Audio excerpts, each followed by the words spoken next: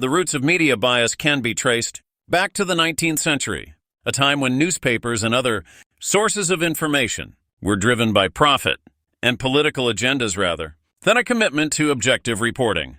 This era was characterized by lurid sensationalism, scandal-mongering, and exaggeration, exemplified by the notorious yellow journalism battle between the Hearst and Pulitzer newspapers. During this period, there was also a movement known as progressivism, which advocated for the media to shape and instruct the opinions of voters who were deemed too uninformed and irrational to make decisions based solely on facts. As reporters started emerging from colleges and universities, they were influenced by the leftist perspectives prevalent in these institutions. These perspectives, once on the fringes of American public discourse, gradually gained prominence in the press and television news shows. As the 20th century progressed, television gained popularity, while the number of newspapers declined.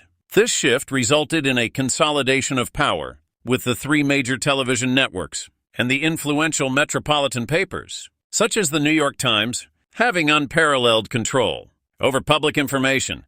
Simultaneously, sources of alternative viewpoints diminished, leaving the remaining newspapers reliant on a few news services, like the Associated Press, which often represented a singular point of view. The danger of media bias during this period was not just rooted in ideology, but also in the monopoly of information, held by a select few.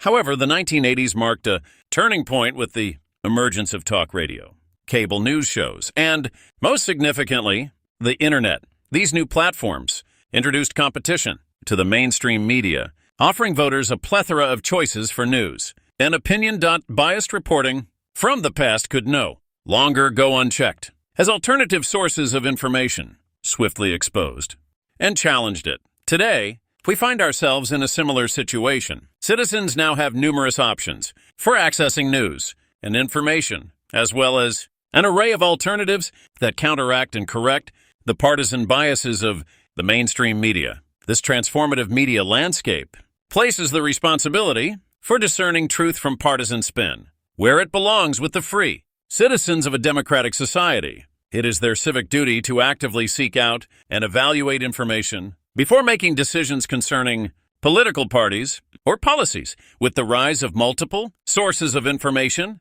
the power to shape public opinion is no longer solely in the hands of a select few, but is distributed among the people themselves.